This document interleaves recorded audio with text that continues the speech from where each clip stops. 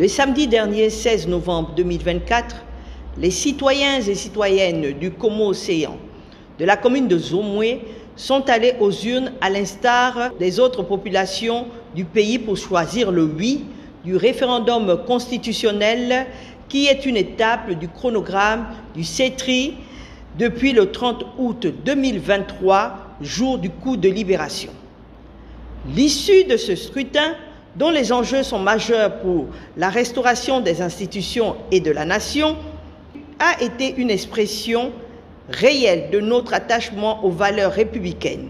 au regard des résultats obtenus à 98% de oui. Résultat qui lui confère un taux le plus élevé de l'estuaire, soit une participation de 75% et un taux d'abstention le plus faible de la province. C'est donc ici le lieu pour moi, en ma qualité de sénateur de la transition, de saluer le patriotisme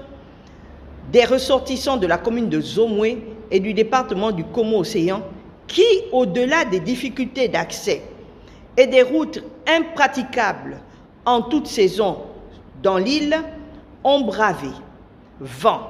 marée du Komo et tous ces écueils, source de découragement et de renoncement, en réalisant un tel score inattendu avec bravoure et abnégation.